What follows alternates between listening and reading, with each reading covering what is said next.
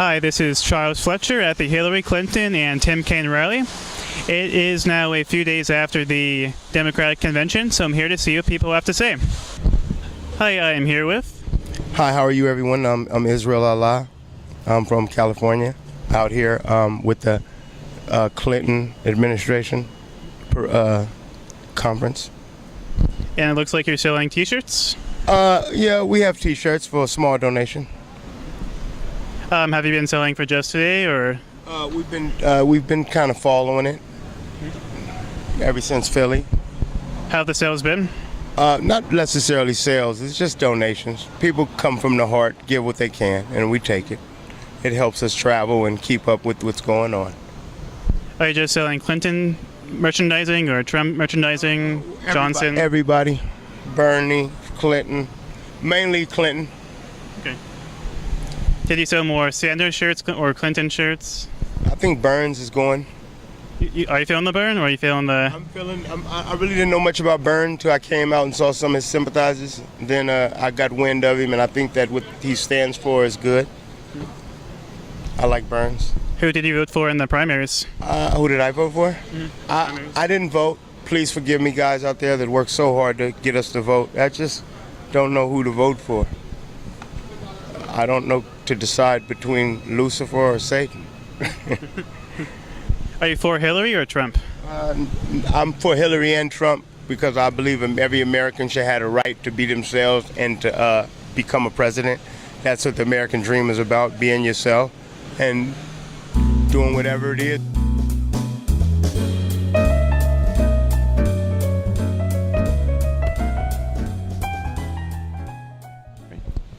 Hello, I am here with... Todd Elliott Koger. And why are you here today? I'm with the Movement for Black Lives. Our purpose is our number one purpose here in Pittsburgh is we want to stop gun violence. We want to improve, more investment into the black communities. Our focus is to spread the word and to bring the attention of the needs of the black community to the politicians. Seems like a big part of the Black Lives Matter movement now is some anti-police sentiment. Are you on that same line? In Pittsburgh, we're not as anti-cop as the national movement, and actually they have a beef with us about that. Our focus is more in terms of improving the lives of the black boys and girls living in the worst parts of the city. We've been voting the Democratic slate each election. 100% of us in the black community have been giving our vote to the Democratic slate, yet we continue to live in the same condition that we have been living in for decades, or even worse. And our focus here in Pittsburgh is not as much anti-cop, but more in terms of improving the situation in the black communities. What do you propose that the community should do to help out the black communities? What our goal is, what our focus is, we want a citywide jobs program. We support Hillary. We have no choice on the presidential level, but in regards to the state and local elections, we're going to withhold our vote. They have 100 days from today to figure out how they're going to provide us a citywide jobs program. We want to first demolish the blight, train our black boys and girls in demolishing the blight. Then we want to rebuild the community and train them and let them rebuild the community and let them, once they complete the program, move into the houses and have an asset to grow from. Are you guys working with the schools? We have a educational program. The bottom line is our skill level is very low in the black community. Most of the area black neighborhood schools are, in terms of the testing, their test scores are far below the state average. There's not as many technical programs available where they can learn a trade. Our focus is, again, with regards to the educational program, we want more emphasis on STEM, and we want to develop the basic skills that are needed to make them more employable. Now, is your team focusing on black families as well? Because a lot of black children are born into families with no fathers. Most of the fathers are in prison, and we don't need to discuss the problems with the justice system. We're calling for a citywide jobs program, and the purpose of calling for a citywide jobs program is that if you provide a black boy or girl an income, they can take care of their family. They can come home with a paycheck.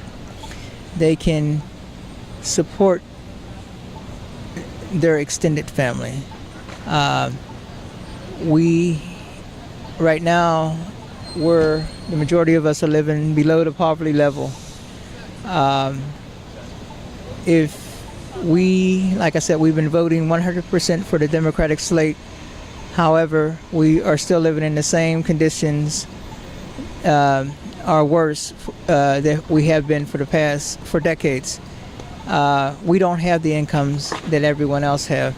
Most politicians it's a standard cliche for most politicians to say that they have a jobs program plan and it's going to be to rebuild the infrastructure. They always rebuilt the infrastructure around the black community. Well, we want the job program, we want them to say specifically that they want to rebuild the black community. Now, what policies do you think have helped the black community? Which ones do you think have not helped? Well, because it seems like with Democratic policies, they give out a lot of welfare, which causes people in that sort of community to become more dependent upon the government. So they receive all this money. The biggest welfare is given to the corporations. I mean, if you want to talk about welfare, that's the problem with our educational system right now. On the state level, if you look at the state budget, the majority of the budget is state welfare. I mean, is corporate welfare. Other than when you take a closer look at the state budget,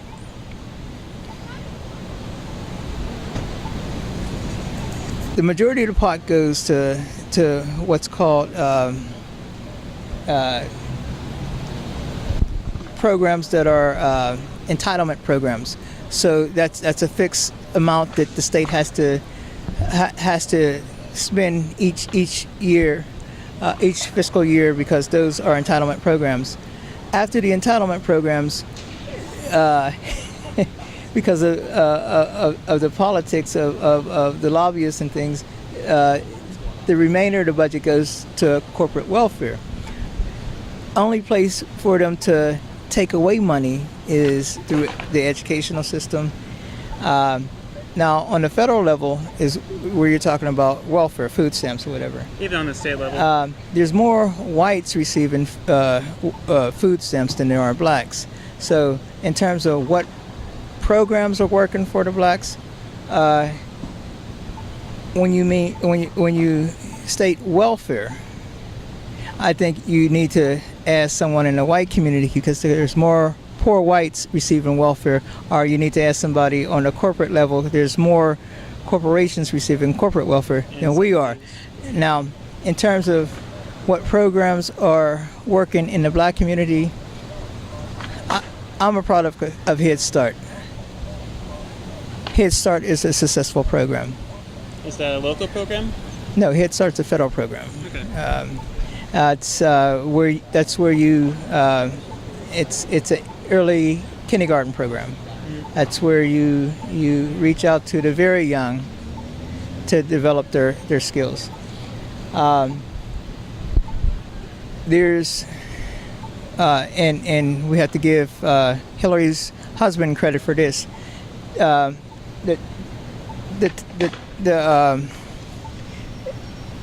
children's tax incentive, work tax incentive, whatever it's called. That's another good program. That's if you're working, minimum wage. But if you're working, you get a subsidy from the federal government because you are employed. You may not be making enough to support your family, so they give you a subsidy in terms of the tax credit. And that has helped out the black community, the federal child tax credit. So two programs that are working: Head Start, and then you have, thanks to Bill Clinton, the tax credit they give you, where it's the incentive to find a job, but you get a tax credit for the amount of money that you make. Now there's a limit in terms of, like with everything else, if you make too much, you won't qualify for the tax credit. But if you're working at minimum wage, they provide you that extra money so that it's the incentive to work, but they're going to support you knowing that the minimum wage right now is not enough. It's not a livable wage. Do you think that we should be raising the minimum wage? Do I believe the minimum wage? Yeah, it should be raised, and to what amounts? Right now, $15 an hour is about $30,000 a year. Which I believe now is the average income. $30,000 a year is not enough to support a family of five. When you break down $30,000 a year, you're talking about $700 every 2 weeks. After you pay a mortgage or rent, in Pittsburgh now, rent's $900, $1,000. You don't even have enough to pay your rent with one paycheck. You get two paychecks a month. So if you're talking about $15 an hour or $30,000 a year, like I said, you're talking about $1,400 a month. Two paychecks for $700. With affordable housing today at $900, you don't even have enough at $15 an hour to pay your rent. So minimum wage, we need a livable wage. Now, from the numbers that I've seen, from what I've seen, it says that as the minimum wage goes up, the employment of minorities goes down. Do you think that holds true? Have you seen that true around your life or through what you've read? Well, again, that's why Black Lives Matter, because we're the first one out the door. When the cost of doing business is increased, the first one to get rid of it are the blacks. But like with everything else, if you want to do good, you find a way. There's no reason why an employer should be making profits on the backs of slave wages. But if they agree to work for that wage, is that fair? Which occupations are you speaking of? The minimum wage jobs, because those jobs tend to be, I guess, fast food sort of jobs. But if you look at retail stores, they tend to work for a higher wage at an entry level. Minimum wage jobs are teenager jobs. Adults should not be working minimum wage jobs. A minimum wage job should be a job where a boy or girl in high school should be flipping burgers in order to have enough money to go roller skate. So should the teenagers be working for that minimum wage? Hold on. Minimum wage for a teenager flipping burgers is sufficient because they don't have the responsibilities of parents and adults. Now, the minimum wage jobs that I'm speaking about are the nurses' assistants positions and other things that they have our black boys and girls out here working to feed their families. They're the worst jobs on the totem pole, so they're paying them minimum wage. Nobody wants to clean, excuse my language, no one wants to clean anybody's ass. So they hire the blacks to work as a nurse's assistants to clean ass and do all the sloppy work, or to mop floors, and they pay them minimum wage. Those are the adult minimum wage jobs. Those jobs can pay more. UPMC hires people to mop floors. And that is our local hospital? At minimum wage. UPMC hire our nurses assistants to wipe ass at minimum wage. UPMC is not a nonprofit. The way they get around the tax laws in terms of being a nonprofit is they it's like I think it's 90 or more nonprofits that make up UPMC. It's not one entity.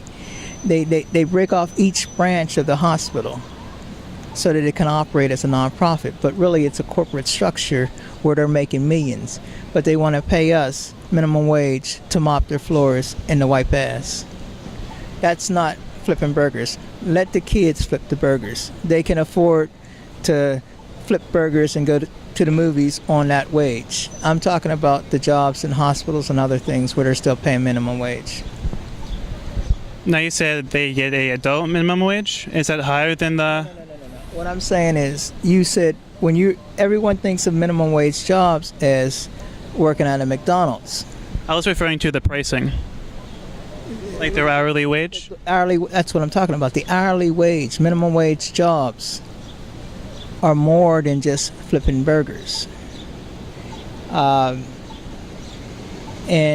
I gave you the example of UPMC, which is a nonprofit, the largest nonprofit in this area, which is they're making not millions, not billions, but trillions. They're broke up into 90 different nonprofits so that they're to hide the corporate structure, but yet they have people there who are working off of a minimum wage salary. I'm saying no one should be working for a corporate giant like that making minimum wage or not enough money to feed their family. Those are the jobs I'm talking about. Now, do you think a higher minimum wage will hurt people from entering business, like starting their own sort of business?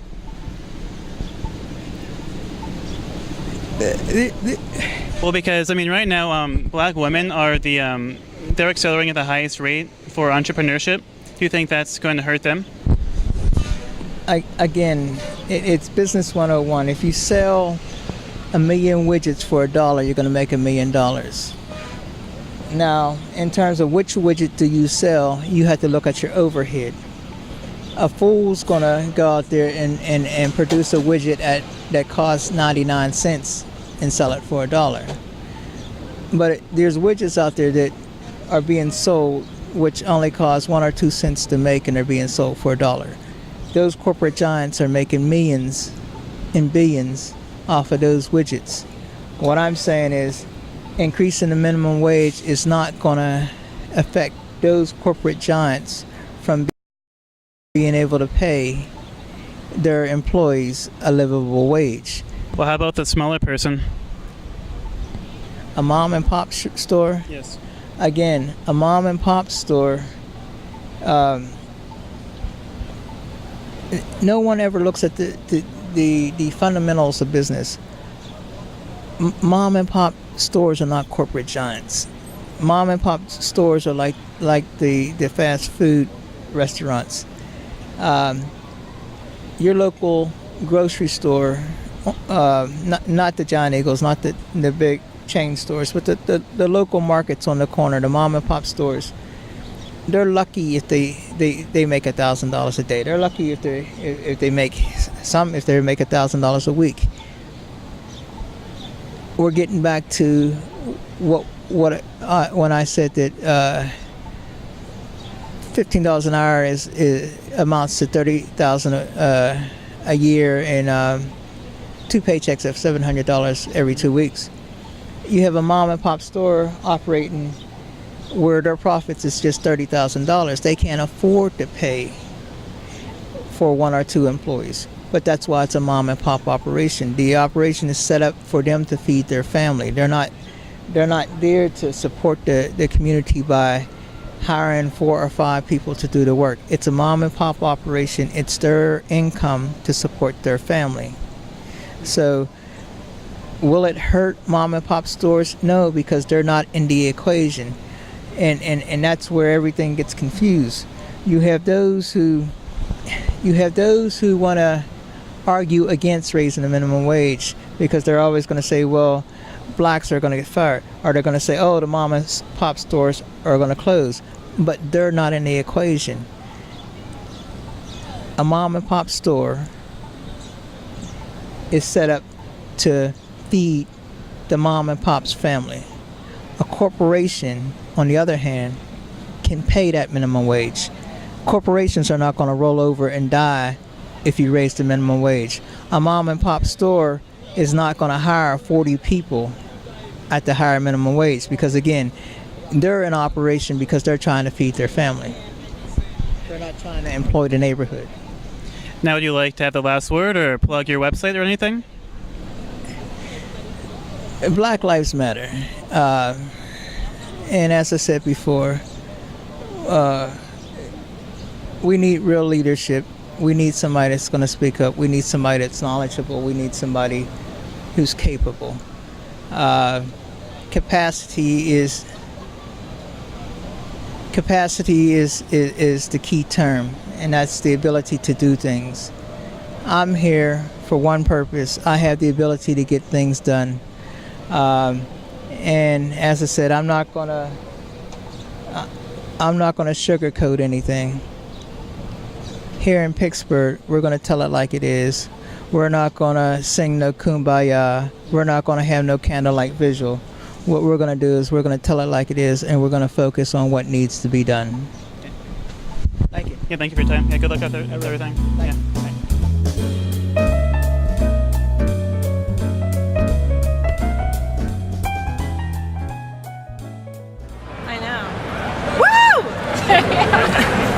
Okay, so the Clinton rally just got let out, and I am now here with Kylie.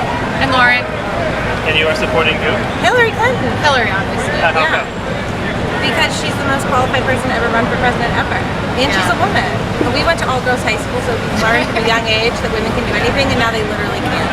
It's a proven fact when women are involved in decision-making at that level that more gets done. So, What is your favorite platform of Hillary's? I think she has great ideas around education. So, you know, from pre-K all the way to college tuition and forgiveness of loans and everything that has to do with education is something that I'm really excited about. And she just said a whole big long thing. Mark Cuban introduced her in there, and he's an entrepreneur from this area, so she talked about the entrepreneurial spirit in America and making sure that remains. Well, she wants high taxes. Do you think high taxes are going to help entrepreneurial spirit? So I'm a Democrat, so I believe in taxes are big for America. How come? Like they pave roads and they do pre-K programs and they, make it so that it's a level playing field and people can get in their job. Yeah, and I believe in equity, and I think that everyone deserves to be to start at the same place in life in order for that to happen. Taxes even favor some benefits. So. And now I'm gonna go get a drink and toast to Hillary. Yeah. Hey, you guys have any last words? No. Go Hillary. Yeah. All right, thanks, guys. Yeah, thank you. Good luck with the rest of your interview.